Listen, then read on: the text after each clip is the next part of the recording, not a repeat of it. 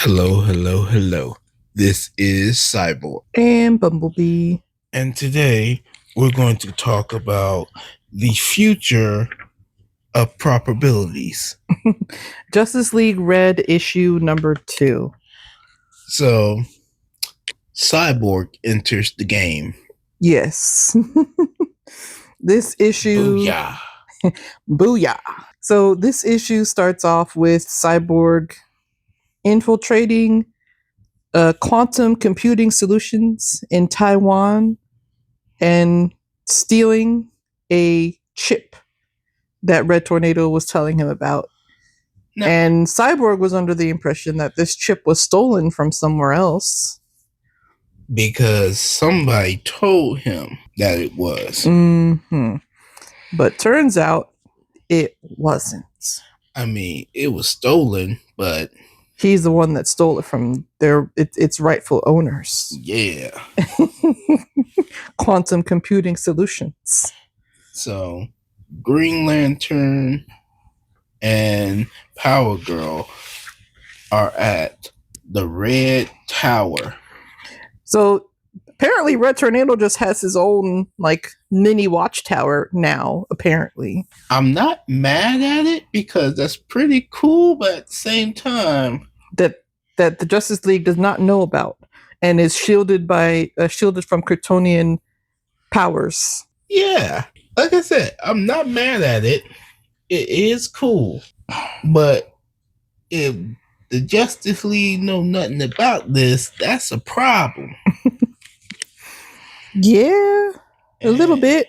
And Power Girl thinks the same way. So she's like, I'ma tell. If you don't tell me what's going on, I'm gonna get Superman up here. And we gonna find out. So the three of them, Cyborg, Green Lantern, Simon Baz, and Power Girl, are confronting Red Tornado, and he's explaining that the reason he's having them do these things is because the algorithm is telling him so. And she's like, "But you made us destroy a machine that was going to help them grow crops and things." Yes, and with those crops, we're going to feed a whole army, and with that army, was going to attack the next planet, and with that next planet, we're going to be sorcerers, and with those sorcerers, they're going to enact a world-changing spell, and then that world-changing spell has something to do with the Watchtower Vault.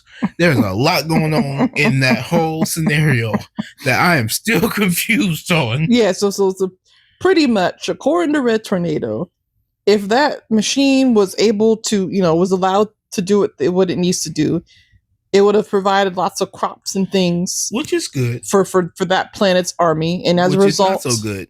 They would have attacked the next planet over, and the next planet over has sorcerers and things, and they would have defended themselves. And as a result of them defending themselves, that energetic power is going to make its way to the Watchtower and then cause catastrophe on Earth. Still don't fully understand. Butterfly effect. And you have Power Girl saying you can't base everything off of a butterfly effect. I agree and disagree with that. The only time I would say the butterfly effect is good is if you're time traveling. You do something then. You don't know what mess up now. Yeah, you don't know the effect that a small change is going to do. Now, but if you do something in the same timeline, like you do something yesterday, yes, it's going to affect today. But how he's going about it is a little bit too far.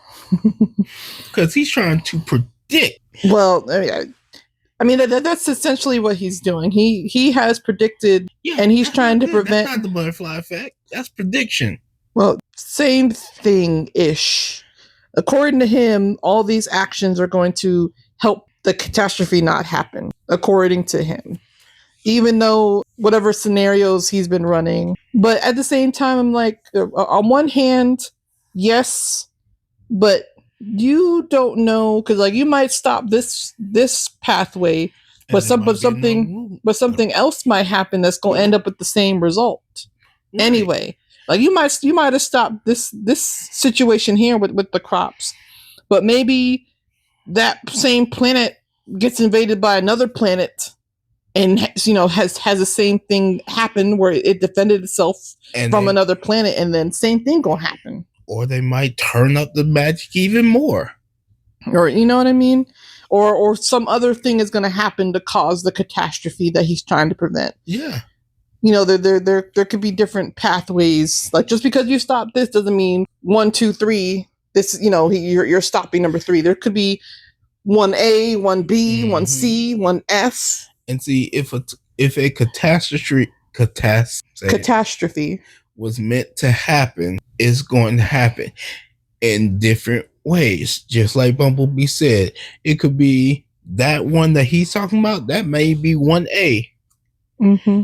There may be a 2A or 3A. And if all that messes up, boom, 1B. Boom, 1C. Boom, 1D. Something is going to happen. And so the chip that he had Cyborg steal, he had Cyborg steal that chip so that he can use that chip to help him with his predictions. He also let Cyborg know that somebody just casually said that is a shape-shifting villain. Oh, yeah. So to clear him. So obviously they had Cyborg, or they, realized who it was, supposedly. So, but, and, the Taiwanese government is obviously going to be looking for whoever stole this chip. Yeah. But a big black cybernetic man. And Cyborg is like, you made me commit grand larceny. And Red Tornado's casually like, oh, you're good. The Justice League put out a communique saying that it was a new shape-shifting villain that looked like you, but it was a villain. It wasn't actually you that did it. You see, Red Tornado, you got some splaining to do, my boy. Because what the heck? And then he casually mentions that if they don't do something, Red Canary is going to die, and she's stuck and got herself tied up with or caught by the blood cult, the Church of Blood, and they need to go help her and save her before it's too late. So Cyborg and Green Lantern head out to go do that. Meanwhile, Power Girl is questioning him. Is going to sit on Red Tornado, essentially, kind of watch him. And Red Tornado was like, oh, let me show you something. Before you tell Superman or anybody at the Justice League. Let me show you something. And he walks her to a room and opens a portal. A door, or something. Same difference. It looks like some Omega energy is happening. Right. And it's her parents on the other end or something. With a baby in the arm. Now, I don't know if that baby is supposed to be her or not, or what's going on. Timey-wimey stuff is happening. Again, this is why I say do not mess with time, because it can mess with everything. But besides that, that's kind of messed up, because that is emotional manipulation. Unless this is how he's predicting what's happening in the future. He's just watching this portal open up and showing him different things that are happening throughout the timeline. That don't make it any better. It doesn't. That's emotional manipulation. But at the same time, how did he know that it was going to pop up on her parents at this moment? Mm-hmm. To show her parents? I don't know. Emotional manipulation. He's trying to manipulate her. Yeah. And then that's how the issue ends. So next issue, we're going to have Cyborg and Green Lantern going up against the Church of Blood and getting Red Canary out of her situation. So I don't know who this Red Canary is. I hope she can sing and fight and dance and all that like the Black Canary and the White Canary. Because if not, she's somebody. I'm not too familiar with her, but I'm assuming she's someone in the like Green Arrow, Black Canary, like circa them. I don't know. It sounds like she's more in the Red Tornado family. Well, not the actual family. I'm talking about in that whole thing, because he's looking more towards her I mean, I don't know, possibly. because he's basing everything on her. Well, he said that they need to help her because if she dies and things Everything else they need to prevent her from dying, because if she dies, then I guess she's the catalyst. or something. They need to stop her from dying so that they can prevent this catastrophe from happening. But we'll have to wait and see what goes on with that until the next issue. You guys check out your local comic book store. Get caught up. There's only 2 issues, right? Yeah, this is issue number 2. So it wouldn't be that hard to catch up. Just follow along, read with us, like, share, comment what your thoughts are about this. It's actually pretty interesting. Red Tornado has a lot of explaining to do than what he is. I know he's holding back on something, but for right now, it's good.